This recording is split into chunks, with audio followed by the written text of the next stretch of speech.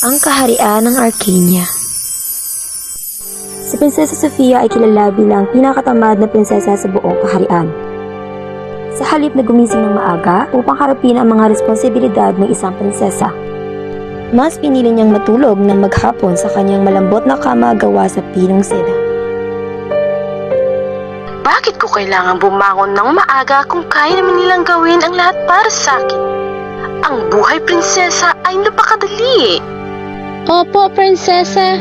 Nais po ba ninyong ipaganda pa kayo ng iba pang pagkain? Yan ang parati niyang sinasabi tuwing umaga. Isang araw, dumating sa palasyo ang isang matandang manggagamot na nangangalang Mang Hilario. Suot ang kanyang mahabang balabal na bordado ng mahiwagang simbolo. Maingat siyang lumapit kay Prinsesa Sofia. Prinsesa Sofia, ang katawan ay tulad ng isang halaman. Kapag hindi ito inalagaan, ito'y manghihina at mawawala ng buhay. Kailangan mong gumising ng maaga, mag-ehersisyo, at maging masipag upang manatiling malusog at masaya. Ngunit, pinaliwala lamang ni Prinsesa Sofia ang payo ng manggagamot. At bakit ko naman kailangan gawin yan? Hindi ba ta mga alipin ay narito upang gawin ang lahat ng bagay para sa akin? Isang araw, prinsesa, matutuklasan mo ang labis na katamaran ay may kapalit. Maraming taon nang lumipas, si Prinsesa Sofia ay nakaupo sa kanyang trono, mahina at walang sigla. Siya ay mukhang matamlay at hindi na makalakad ng tuwid.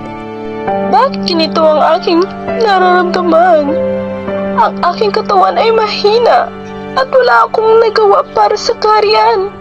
Wala rin prinsipe na nais akong pakasalan. Ano ang dapat kong gawin?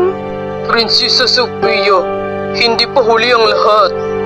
Ngunit ang pagbabago ay kailangan magsimula sa iyong sarili. Kailangan mong maging masipag at matyaga, kahit sa maliit na bagay upang muling bumangon. Gusto kong magbago, Mang Hilario. Ano ang dapat kong gawin?